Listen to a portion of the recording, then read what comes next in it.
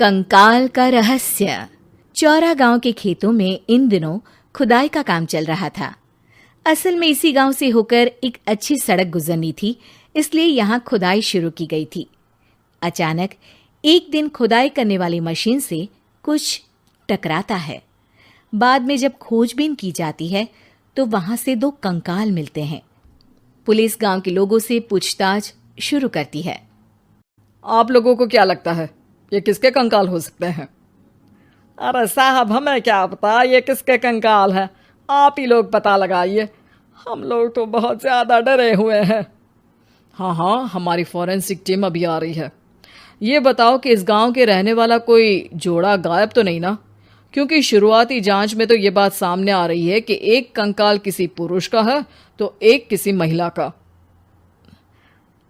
साहब, हमें तो बहुत डर लग रहा है। ऐसे कंकाल मिलने का मतलब गांव के आसपास ही किसी की हत्या हुई है या फिर किसी को जलाकर मार डाला गया है। हाँ साहब, हम अपने परिवार को लेकर बहुत ही ज्यादा परेशान हैं।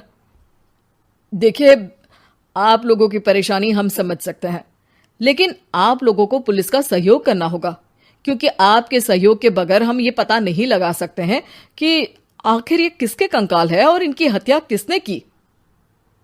ठीक है साहब, गांव के लोग आपका पूरा सहयोग करेंगे। हाँ साहब, पूरा सहयोग करेंगे। तो फिर ठीक है, हम अपनी जांच शुरू कर देते हैं। कुछ दिन बाद जांच रिपोर्ट आ जाती है। पता चलता है कि ये कंकाल करीब 20 साल पुराने हैं, यानी 20 साल पहले किसी जोड़े की हत्या कर शव को यहाँ पर दबा दिया गया था। इंस्पेक्टर राघव, ये बताओ कि 20 साल पहले की मर्डर मिस्ट्री क्या आप सुलझ सकती है? हाँ सर, क्यों नहीं। लेकिन अब सबूत और गवाह काफी मिट गए होंगे। मुश्किल तो होगी, लेकिन शायद किसी परिवार को इंसाफ मिल सके। इंस्पेक्टर राघव, आप बिल्कुल सही कह रहे हैं। किसी परिवार को तो इंसाफ मिलेगा ही, और किसी को उसके किए की सजा भी मिलेगी। जी सर, मैंने तो जांच शुरू भी कर दी है। 20 साल पहले इस गांव के 2 जोड़े अचानक कहीं गायब हो गए थे। मैंने दोनों ही परिवारों के बाकी के सदस्यों से बातचीत शुरू की तो उन्होंने बताया कि उनके बच्चे शहर गए थे, लेकिन आज तक वापस नहीं लौटे हैं। लेकिन ये दोनों शव किस परिवार के सदस्यों के हैं, ये कैसे पता चल सकेगा? सर, मैंने डीएनए टेस्ट करवा लिया है। आज शाम तक इसकी रिपोर्ट भी आ जाएगी। अच्छा, ठीक है।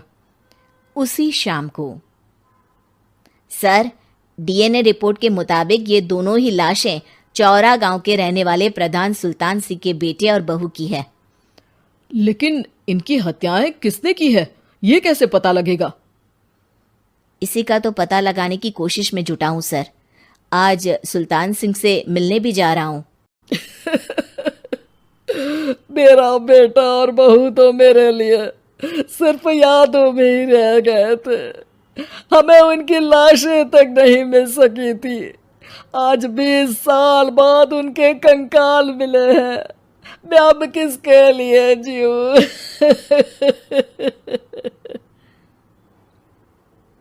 लेकिन सर, क्या आपकी किसी से कोई दुश्मनी थी? अपने बेटे बहू की हत्या के लिए आप किसे जिम्मेदार मान रहे हैं? अब मैं किसका नाम बोलूं? मेरी तो किसी से दुश्मनी नहीं थी, बस मेरे बेटे बहू को कोई वापस ला पाता।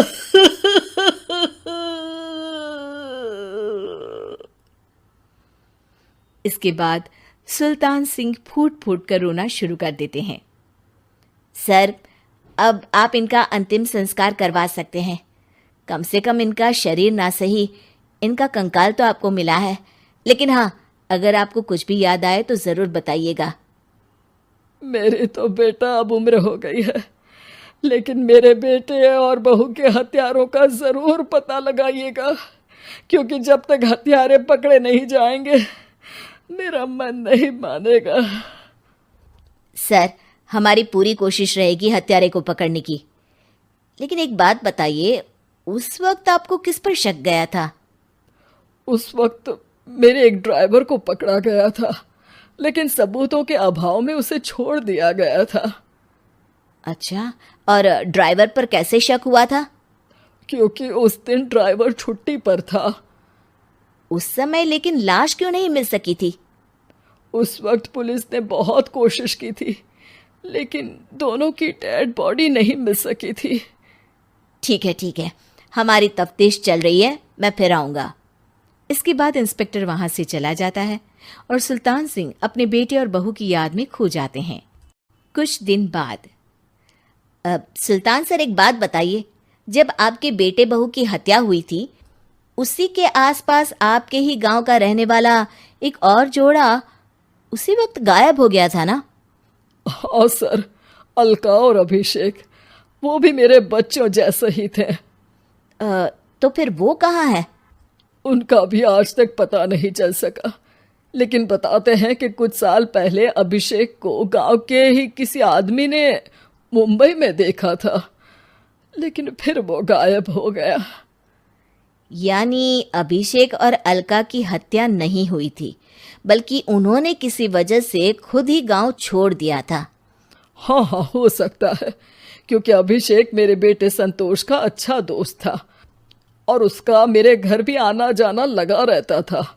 हो सकता है कि उसने मेरे बेटे और बहू के बारे में सुन लिया हो और ये गांव छोड़ दिया हो सकता है।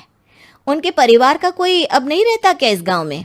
अब तो कोई नहीं रहता।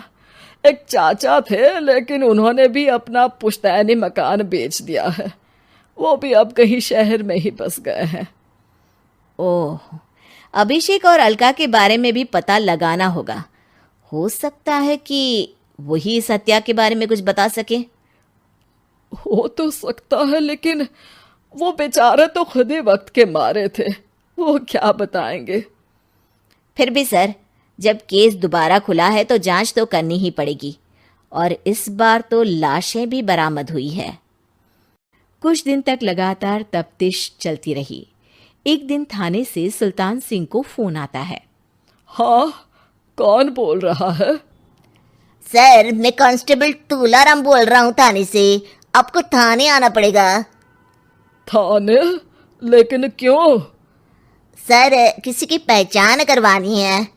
अच्छा ठीक है, मैं दोपहर तक पहुंचता हूँ। सुल्तान सिंह दोपहर में थाने पहुंचता है। कई पुलिस के अधिकारी वहां मौजूद रहते हैं। सर, आपके बेटे की हत्या का रहस्य आज शायद सुलझ जाए। अच्छा इंस्पेक्टर राघव, पर वो कैसे? सर, उस आदमी को देखिए, क्या वही अभिषेक है? सुल्तान सिंह की आंखों में हैरानी से आंसू आ जाते हैं। हाँ सर, यही अभिषेक है। ये आपको कहाँ से मिला?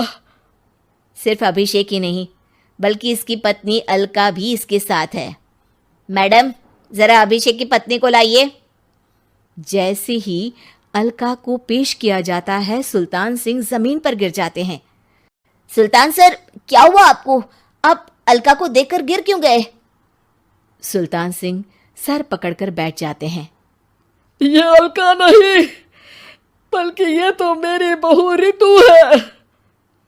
पूरा थाना एक दूसरे का मुंह देखने लगता है। क्या? इसके बाद हर किसी को दो कंकाल और हत्या का रहस्य समझ में आ गया। अभिषेक और रितु ने मिलकर संतोष और अलका की हत्या की थी और लाश को जमीन के नीचे दबा दिया था। आज 20 साल बाद इस हत्या का रहस्य खुल सका था कि अवैध प्रेम संबंध में 2 मासूमों की जान गई थी।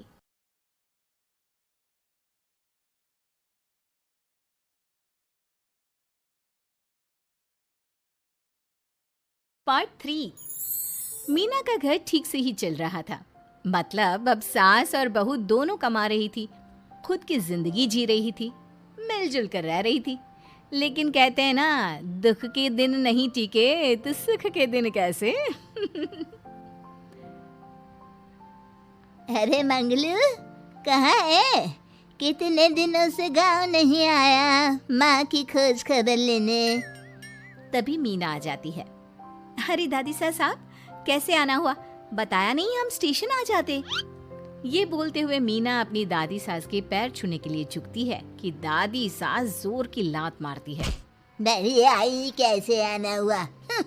मेरे पति का मकान है ये। और तेरे बाप ने क्या दिया जो तू पूछ रही है, हैं?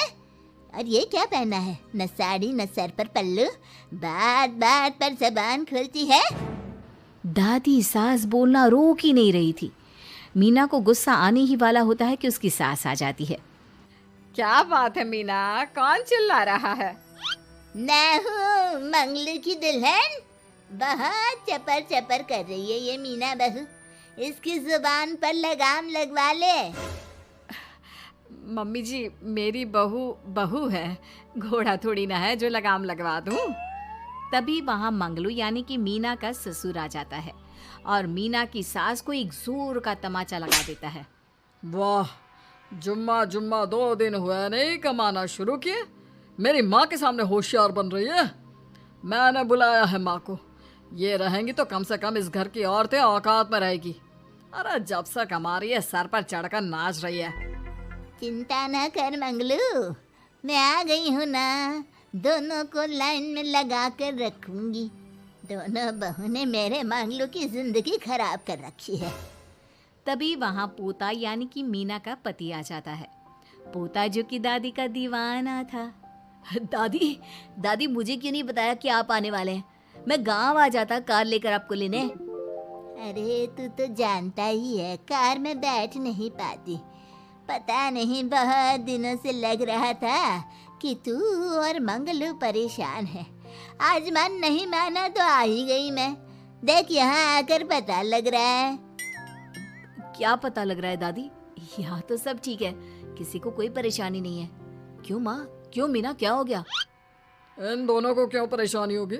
इन लोगों ने तो परेशान करके रखा है। माँ और मीना के बारे में कैसी बात कर रहे हैं पापा? क्या हो जाता है आपको रह रह कर? तू तो खाना बना बना कर बेशर्म हो गया है, लेकिन मैं नहीं। मेरी माँ आ गई है अब इस घर में। अब यहाँ सब वैसे ही रहेंगे जैसा मैं चाहता हूँ। देख मंगलू, तेरी बहू काम करती है तो मुझे कोई लेना देना नहीं है, लेकिन मेरी बहू कोई दर्जी का काम नहीं करेगी। साफ साफ बोल रही हैं। लेकिन दादी साहब, वो तो बहुत अच्छा बुटीक चला रही हैं। बहुत अच्छा चला रही है, लेकिन हम लोगों ने अपने घर की बहू से ना काम नहीं करवाना। अरे इसके बाप को शादी के वक्त ही बोल दिया था। और इसके बाप जिन्होंने दहेज में एक साइकिल दी थी ना, कैसे हाथ जोड़कर कह रहा था, मेरी बेटी आपके घर आ गई, इससे सौभाग्य कुछ नहीं। अब देखो इसकी बेटी, बहू आ जाने के बाद सर पर चढ़ रही है मेरे मंगलू के। मीना जो कि सास की बुराई सुनकर परेशान हो जाती है। दादी सा छोटा मुंह बड़ी बात। लेकिन क्या पिताजी ने आपको बताया नहीं? सासू माँ ने अपने पैसे से ससुर जी के जन्मदिन में कार दी थी। ससुर जी इतने साल से स्कूटर से जाते थे, अब कार से जाते हैं। क्यों ससुर जी, बताया नहीं आपने? क्यों रे मंगलू, कार ले ली तूने? मुझे तो तू पैसे भी नहीं भेज रहा। 2 महीने से कैसे कैसे दिन काट रही थी और तू यहाँ कार से घूम रहा है। आप भी सासू माँ को अपने बैंक अकाउंट की डिटेल दे दीजिए दादी सा, वो डाल दिया करेंगी पैसे आपके अकाउंट में। क्यों सासू माँ? मंगलू यानी कि मीना का ससुर, जिसने अपनी माँ को गांव से सिर्फ अपनी बीवी को लगाम लगाने के लिए बुलाया था, ये सब देखकर जोर से चिल्लाता है। मीना बहू, चलो दादी सास आई है, ये नहीं कि खाने पीने का इंतजाम करे। अरे माँ, तू भी किन लोगों की बात में आ रही है? चल मेरे साथ मेरे कमरे में चल। ससुर अपनी माँ को लेकर कमरे में चला जाता है और दोनों बैठकर वैसे ही पंचायत शुरू कर देते हैं जैसे कोई बहू अपनी माँ से सास की बुराई कर रही हो। देख मंगलू, गलती तो तेरी ही है जो तूने घर की जनानियों को काम के लिए बाहर निकाला। दूसरे तेरे पापा को देखा था, कभी मुझसे फालतू बोलते। अरे मरते दम तक तेरा बाप मेरी मुट्ठी में रहा है, यही सिखाया था मैंने तुझे। क्या बोलूं माँ, जब से ये मीना बहू घर आई है ना, इसने घर का सारा इतिहास भूगोल बदल कर रख दिया है। उस तितली से तो मैं बाद में निपटूंगी, पहले तेरी वाली को तो ठीक कर दूं। अरे बहू क्या आ गई, खुद को टाटा अंबानी समझने लगी है। माँ देख, जो भी हो, इस बात को याद रखना कि हमारे घर की परंपरा क्या है। औरतों का औकात में रहना जरूरी है। अरे बहू के साथ मिलकर माँ ये बहुत उड़ती रहती है। बेटा देख, गलती तो तेरी भी है। क्यों तूने इसे काम करने की छूट दी? मारना भी कम कर दिया है तूने इसे, वरना पहले आती थी तो बहू का कोई ना कोई हिस्सा सूजा हुआ या काला ही दिखता था। देखकर तसल्ली मिलती थी कि तूने कंट्रोल कर रखा है। इस बार तो काला और सूजा छोड़, अच्छी खासी चमकती दिख रही है ये। अब क्या बताऊँ माँ, गलती तो हो गई है। हाँ, वो कार देखकर पिघल गया होगा ना तू। अरे बेटा, औरतों को मुट्ठी में रखा कर। शान की साइकिल ज्यादा अच्छी कुत्ता बनकर कार चलाने से, समझा? मीना का ससुर अपनी माँ की बात को सुन रहा था। बस माँ, जो गलती हो गई मिट्टी डाल उस पर। अब बस तू ना घर पहले जैसा करके जाना। ये सब ना बहू का किया धरा है, समझी? मतलब बहू को ठीक करना है तो बहू को लगाम लगाना होगा। ठीक है। दोनों माँ बेटा बातें करके सो जाते हैं। सोने के बाद अगली सुबह मंगलू की बीवी यानी कि मीना की सास, माँ जी उठिए, ये लीजिए गर्म पानी और ये दादुन। चल, ये तो याद रहा तुझे, वरना मैंने तो सोचा था कि बहू के चक्कर में पागल ही हो गई होगी बिल्कुल। अरे बहू के चक्कर में पागल होने का क्या मतलब होता है माँ जी? उसने मुझे मेरे पैरों पर खड़ा होना सिखाया है। मैं तो कहती हूँ उसके जैसी मेरी बेटी होती ना तो शायद मैं बहुत पहले जीवन का मतलब समझ चुकी होती। तो दादी सास को समझ में आ जाता है कि सारा मामला मीना पर जाकर ही ठीक होगा। वो सोच लेती है कि अपनी बहू को छोड़कर पहले मीना को सही करना है। फिर अगले रोज, अरे मेरे पोते के पास तो मेरे पास बैठने का वक्त भी नहीं है, हैं? अरे कैसी बात करती है दादी, तेरे लिए तो मैं नौकरी भी छोड़ दूं। नौकरी नहीं, तू ना बीवी छोड़ दे, खुश हो जाऊंगी मैं। नीरज हैरान हो जाता है कि उसने तो मजाक किया था। दादी ये क्या बोल रही है? कैसी बात कर रही हो दादी? मीना ने तो सारा घर संभाला हुआ है। पहले तो घर गिरा जा रहा था ना। तेरी मीना के आने के पहले ना घर में चूल्हा जल रहा था, ना कोई रोटी खा रहा था। क्यों? नीरज को दादी बीवी के खिलाफ खूब कान भरती है। तू सही कह रही है दादी, औरत पैर की जूती और हाथ की मुट्ठी में ही ठीक लगती है। मीना ने ना सिर्फ घर का माहौल बिगाड़ा, माँ को भी पिताजी की इज्जत करनी छुड़वा दी।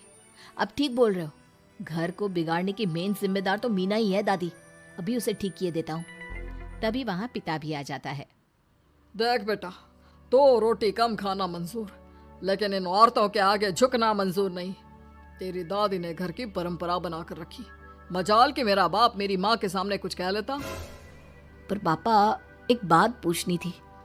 रहने बेटा, तू ना कंफ्यूज है जीवन में, तू ना कंट्रोल कर पाएगा अपनी जनानी को। मंगलू, मेरी तो टिकट ही करा दे गाँव की। तुम लोगों के घर तो मर्दों की कोई इज्जत ही ना है, और ये मेरे घर की परंपरा ना है। मैं चली। अरे ना ना दादी, मैं तो बस देख अब मैं कैसे कंट्रोल करता हूँ इसे कल। फिर अगले रोज मीना ऑफिस के लिए तैयार हो रही थी कि देख मीना, आज मेरे दफ्तर से कुछ लोग खाने के लिए आ रहे हैं, तो शाम के खाने में। लेकिन आज तो मेरी मीटिंग है, फिर घर आने में मुझे देर हो जाएगी। तो मैं क्या करूं? बोला ना शाम को खाना बनाना है तो बनाना है, समझी? मीना को पति की बात अजीब लगती है, पर वो दादी सास के सामने कोई भी ड्रामा क्रिएट करना नहीं चाहती थी। ठीक है, मैं शाम को जल्दी आ जाऊंगी। अच्छा क्या खाना है प्लीज जल्दी से बता दीजिए। पर बेटा तू तो। बहू सास को चुप रहने का इशारा करती है, लेकिन पोते को तो लड़ना था। वो मीना पर जोर से चिल्लाता है। मीना देख, ज्यादा हीरोइन मत बन। आज ऑफिस जा रही है तो जा, लेकिन सुन, तुरंत रिजाइन देकर घर आ जाना। ना मुझे तेरी कमाई चाहिए, ना ही तेरी नसीहत। आज से घर में वही होगा जो मैं चाहूंगा, समझी? अरे कैसे लैंग्वेज बोल रहे हो? ये तुम्हारी बोली नहीं है। कौन सिखा रहा है तुम्हें? तभी दादी सास आ जाती है। क्या बोलना चाह रही है बहू? मैं मुन्ने के कान भर रही हूँ, हैं? हाँ, मुझे तो यही लग रहा है, वरना हम लोगों का घर अच्छे से चल रहा था। सभी मिलजुल कर एक दूसरे को इज्जत देकर रह रहे थे। लेकिन अब तभी मीना को उसका पति जोर से डांटता है। सास बेटी बहू की लड़ाई को बर्दाश्त नहीं कर पाती। देख नीरज, बहू को डांटना या फिर बहू के साथ गलत व्यवहार, ये सब मुझसे बर्दाश्त नहीं होगा। वाह रे वाह, सारी जिंदगी जो पति की डांट और मार खाती रही, अब बहू को थोड़ी सी डांट क्या पड़ी, गुस्सा आ गया। हाँ माँ, क्या हो गया? मैंने तो मीना को कहा कि देख नीरज, मेरी बहू को कुछ नहीं कहेगा तू। ये माँ ही होती है जो अपने बेटे को औरतों की इज्जत करना सिखाती है, लेकिन कोई औरत अपने बेटे से बहू को मारना या डांटना सिखाए तो ये शर्म की बात है। मैं नहीं चाहती कि तू औरतों की इज्जत ना करे, जबकि मैं खुद एक औरत हूँ। दादी सास बहू की बात सुनकर शर्म से सर नीचे कर लेती है। सच कहा सासू माँ, एक रानी ही अपने बेटे को राजकुमार की तरह पालती है जो दूसरी औरतों का सम्मान करे। काश दादी सास भी पिताजी को अच्छे संस्कार दे पाती। मीना की बात सुनकर दादी सास उन लोगों से माफी मांगती है। मैं समझ गई बहू, औरतों की बेइज्जती करने को घर की परंपरा समझती थी, झूठी शान समझती थी। वो सब गलत है। औरतों की इज्जत से घर में माँ लक्ष्मी और सरस्वती का वास होता है। मुझे माफ कर दो। हकलाने वाली बहू। सासू माँ, आप कल अरे बेटा, मुझे व्हाट्सएप ही कर दे, मैं व्हाट्सएप पे पढ़ लूंगी। बाय। हाँ, ओके बाय बेटा। सास वहां से चली जाती है। बात तो सुनिए। बहू को हकलाने की आदत थी और सासू माँ को जल्दी में काम करने की। ऐसे में कई बार जब बहू सास से कुछ बोलती तो सास अनसुना कर देती और किसी और काम में लग जाती। माँ जी, सामान लाना है बाजार से। अरे क्या क्या लाना है? मैं जाऊंगी ना शाम को तो ले आऊंगी। साबुदाना? नहीं, हे राम, अरे जल्दी बोलना क्या लाना है? झाग वाला साबुन? अच्छा ठीक है, लेकर आऊंगी। झाग देने वाला साबुन ले आऊंगी बस। झाड़ू लाना। अच्छा, और बता। और सब ठीक। अरे हाल नहीं पूछ रही हूँ, सामान में और क्या लाना है ये बता। सॉस? अरे सॉस तो रखा है ना। सॉरी। अरे बेटा, ये हालचाल और सॉरी की बात बाद में कर लेना, अभी बस सामान क्या लाना है ये बता दे। माचिस? मटर? नहीं, मसाले? अरे अरे मटन? अरे बेटा, अपने घर में मटन कहाँ बनता है? बहू सास की पीठ पर एक लपड़ मार देती है। अरे ये क्या बहू, बदतमीज कहीं की। मच्छर था पीठ पे। हाँ, अच्छा है कि गाल पे नहीं था बहू। बाकी सामान माँ जी। अरे रहने दे बहू, रहने दे, मैं खुद किचन में जाकर देखाऊंगी कि क्या क्या सामान लाना है। सास बाजार चली जाती है। थोड़ी देर बाद घर पम्मू आंटी आ जाती है। सास घर के बाहर रहती है। सास को पम्मू आंटी बिल्कुल पसंद नहीं है। वो जब भी आती है कुछ ना कुछ मांगती ही रहती है।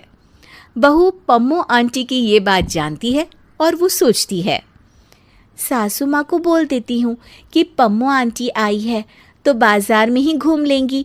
अगर पम्मू आंटी के जाने से पहले सासू माँ आ गई तो पम्मू आंटी उनसे कुछ न कुछ मांग लेंगी या बाजार से आने वाला सामान अपने साथ ले जाएगी।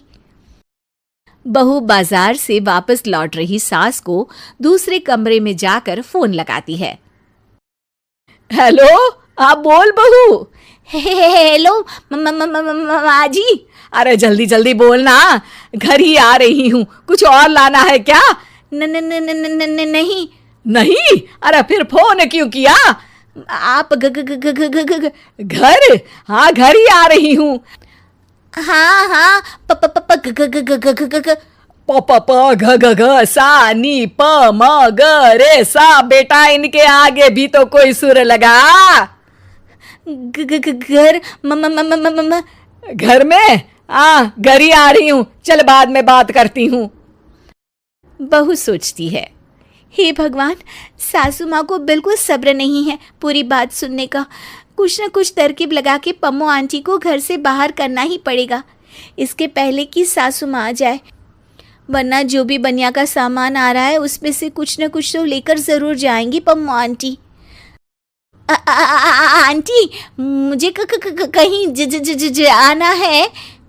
अरे वाह, मैं भी सोच रही थी, मैं भी चलती हूँ। अकेले? अरे नहीं नहीं, अकेले क्यों जाओगी, तेरे साथ चलूंगी ना मैं। मुझे अकेले जाना है। बहू पम्मो आंटी को घर से भेजने की जुगाड़ जमा ही रही होती है, इतने में सास घर पर आ जाती है। अरे वाह, सास भी आ गई तुम्हारी। अरे बहू, तुम्हारी जगह मैं होती ना तो तुम्हारी सास के लिए गाना गाती। पास मेरे जब घर सास आई तो मुझे सास आई, मुझे सास आई। सास पम्मो को देखकर घबरा जाती है। अरे पम्मो जी। अरे, तुम भी हकला गई मुझे देखकर। और ये बैग में क्या लेकर आई हो, जरा दिखाओ तो। बस बहू और सास देखते रह गए और आधे से ज्यादा चीजें पम्मो जी ने अपने लिए पसंद कर ली और घर लेकर गई। बाद में बहू ने बताया कि उसने सास को कॉल इसीलिए किया था ताकि वो घर ना आए, वरना पम्मो आंटी सामान ले जाएगी। सास को बहू की पूरी बात नहीं सुनने पर बहुत पछतावा हुआ। शिक्षा: बोलने से ज्यादा सुनना जरूरी है। सब्र और सहनशीलता से सभी बात सुननी चाहिए, वरना फिर जल्दबाजी में नुकसान ही होता है।